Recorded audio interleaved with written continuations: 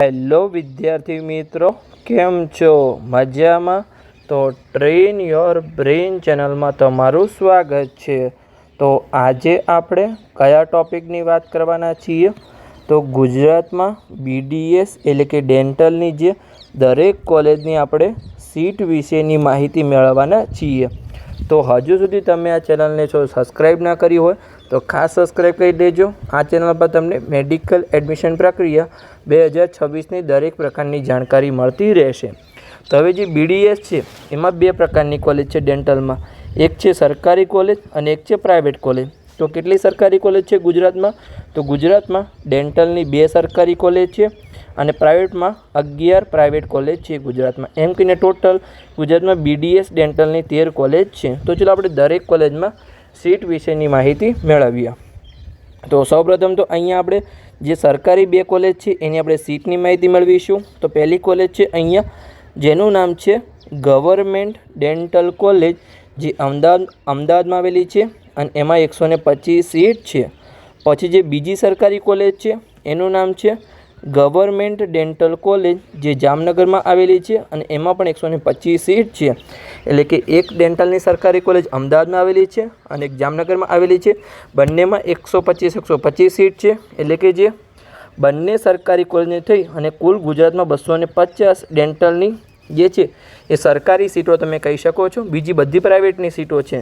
તો એની કેટલી ફીસ છે એનો વિડીયો આપણે ઓલરેડી આગળ લાવવાના છીએ અને તમારે મેળવો હોય તો જે આપણી વિડીયો સિરીઝ છે જે પેલી આપણે ચાલે છે એ તમે ચેનલ પર જઈ અને પ્લેલિસ્ટમાં જઈને માહિતી મેળવી શકો છો. તમને દરેક પ્રકારની માહિતી મળી જશે. તો આગળ આપણે જોઈએ કે પ્રાઇવેટ કોલેજ. તો ગુજરાતમાં પ્રાઇવેટ કોલેજ ટોટલ 11 છે. તો ચલો આપણે દરેક કોલેજમાં સીટ વિશેની માહિતી મેળવીએ. તો અહીંયા ત્રીજા નંબરની કોલેજ એટલા માટે લખી છે કેમ કે આગળ 2 સરકારી કોલેજ ગઈ એટલા માટે.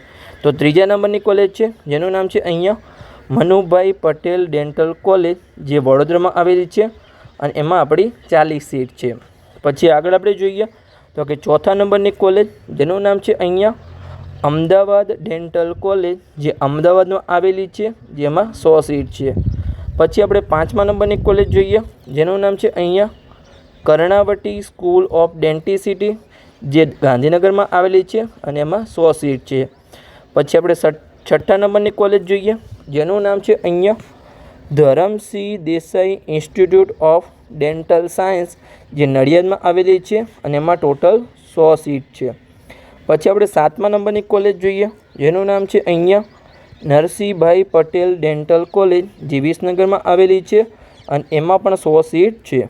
પછી આપણે આગળ જોઈએ એની પહેલાં એક તમને ખાસ સૂચના આપવાની છે કે નીટ 2026ની પરીક્ષા પછી મેડિકલ એડમિશન પ્રક્રિયા માટે અમે પેડ કાઉન્સેલિંગ શરૂ કર્યું છે, જેમાં તમને તમારા સપનાની કોલેજ સુધીનો સાચો માર્ગ બતાવવામાં આવશે. અમારો અહીંયા અનુભવ જોઈ શકો છો. અમારો 7 વર્ષનો અનુભવ છે. વર્ષ 2025માં 207 વિદ્યાર્થીઓને પર્સનલી માર્ગદર્શન અને હજારો વિદ્યાર્થીઓને યુટ્યુબ દ્વારા સફળ માર્ગદર્શન આપ્યું છે. એટલે કે નીટ 2026નું રિઝલ્ટ તમારા જોડે હશે તો અહીંયાથી અહીંયા સુધી લઈ જવાની સંપૂર્ણ જવાબદારી અમારી રહેશે, જેમાં તમને મહત્તમ ફાયદો કરવાનો પ્રયત્ન કરીશું. તો અહીંયા લખેલું જ છે કે બિલકુલ ચિંતા ન કરો અને નિષ્ણાતના માર્ગદર્શન હેઠળ તમારી એડમિશન પ્રક્રિયાને સુરક્ષિત બનાવી શકો છો. હવે તમને કયા કોર્સમાં માર્ગદર્શન મળશે? તો MBBS હોય, BDS હોય, આયુર્વેદિક હોય કે હોમિયોપેથિક હોય, આ 4 કોર્સમાં તમને સંપૂર્ણ માર્ગદર્શન મળશે, જેમાં કોલેજની પસંદગી હોય, ચોઇસ ફિલિંગ હોય, રાઉન્ડ વાઇઝ માર્ગદર્શન હોય કે એડમિશન કન્ફર્મ ના થાય ત્યાં સુધી તમને પૂરો સાથ આપવાનો પ્રયત્ન કરીશું. પછી આપણે આગળ જોઈએ તો માત્ર એક નાનકડી ભૂલ છે એ તમારા બાળકનું સપનું અને તમારા લાખો રૂપિયા બગાડી શકે છે. તો આજે સાચું માર્ગદર્શન મેળવો, જેની ફીસ છે અહીંયા 9,999 રૂપિયા ફીસ છે. એટલે કે તમારી કારકિર્દી માટેનું નાનું પણ શ્રેષ્ઠ રોકાણ થઈ શકે છે. તો આ જે નંબર છે એના પર તમે વોટ્સઅપ મેસેજ કરી અને પેડ કાઉન્સેલિંગમાં જોડાઈ શકો છો. ફરીથી અહીંયા નંબર લખી દઉં છું કે આપણો નંબર છે 85 11 51 55 42. તો એડમિશનનું માર્ગદર્શન મેળવવા આજે સંપર્ક કરો. અને તમે અહીંયા જોઈ શકો છો કે કેટલાક વિદ્યાર્થીઓને અહીંયા MBBSના ત્રીજા રાઉન્ડમાં એડમિશન મળી ગયું હતું. પછી અમને કેવા રિવ્યૂ આપેલા છે મેં આગળ વાત કરી એવી રીતે ટોટલ જે 4 કોર્સના અમે 207 વિદ્યાર્થીઓને અહીંયા સફળ માર્ગદર્શન આપ્યું છે.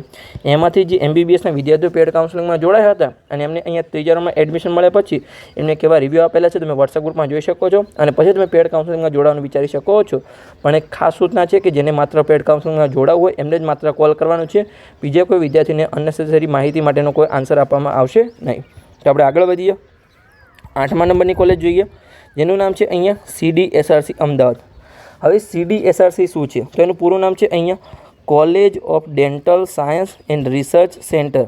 એક તમારી અમદાવાદમાં આવેલી છે, એમાં પણ 100 સીટ છે, અને એક છે CDSRC ભાવનગર, તો એમાં પણ એ જ નામ છે કે college of dental science and research centre. તો આ તમારે બંને કોલેજના ચોઇસ ફિલિંગમાં ખાસ ધ્યાન રાખવાની છે, અને બંનેમાં 100 સીટ છે.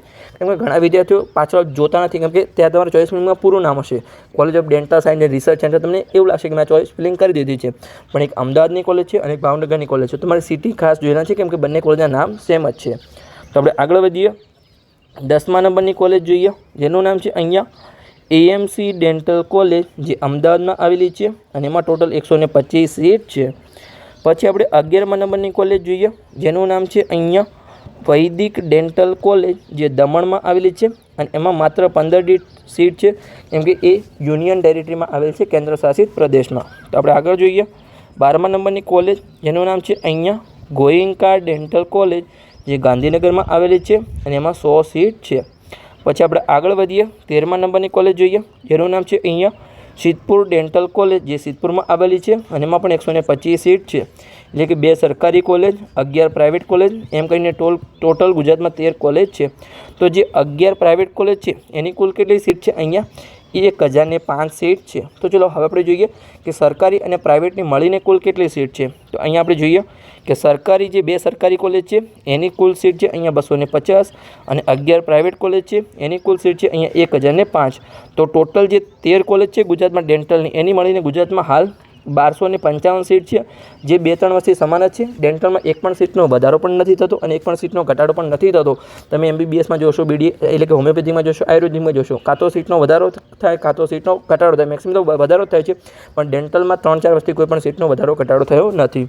તો અહીંયા આપણો વિડીયો પૂર્ણ થાય છે. વિડીયો સારો લાગ્યો હોય તો ચેનલને સબસ્ક્રાઈબ કરી શકો છો, અને તમારા મિત્રોને વિડીયો શેર કરી શકો છો, તો એમને પણ મેડિકલ એડમિશન પ્રક્રિયા 2026ની દરેક પ્રકારની જાણકારી મળતી રહે.